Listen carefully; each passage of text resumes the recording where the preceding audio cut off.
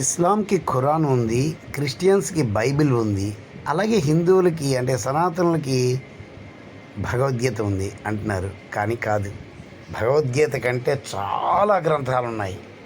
ఏంటంటే మొట్టమొదట వేదాలు ఉన్నాయి, 4 వేదాలు. ఈ 4 వేదాలు ఋగ్వేదం, యజుర్వేదం, సామవేదం, అథర్వవేదం. మళ్ళీ ప్రతి వేదానికి కనీసం ఒక ఉపవేదం ఉంది.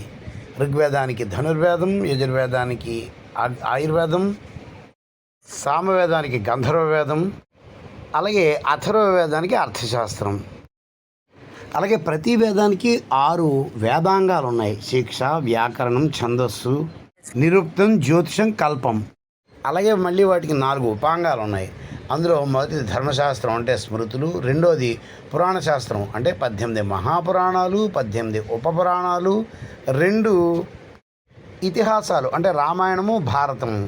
ఈ ఇతిహాసాలు మనుషుల యొక్క జీవన విధానాన్నింటినీ కూడా నిర్ణయిస్తాయి. అలాగే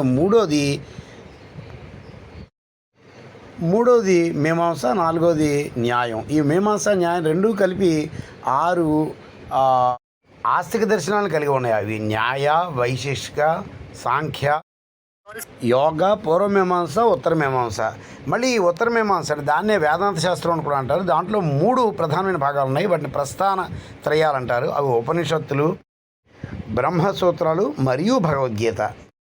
ఇవి కాకుండా 3 నాస్తిక దర్శనాలు కూడా ఉన్నాయి. అవి బౌద్ధ, జైన, చార్వాక. ఇవి కాకుండా 6 ఆగమాలు ఉన్నాయి.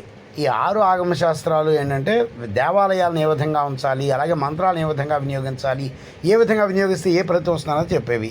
అవి శాక్తేయ, శైవ, వైష్ణవ, గాణపత్య, కౌమార, సౌర. ఇప్పుడు ఎవరన్నా అడిగితే చెప్పండి, సనాతన ధర్మం అనేది ఒక మహావృక్షం అని, అందులో అన్నింటినీ ఒక్క చోట్ల చెప్పేది మాత్రమే భగవద్గీత అని.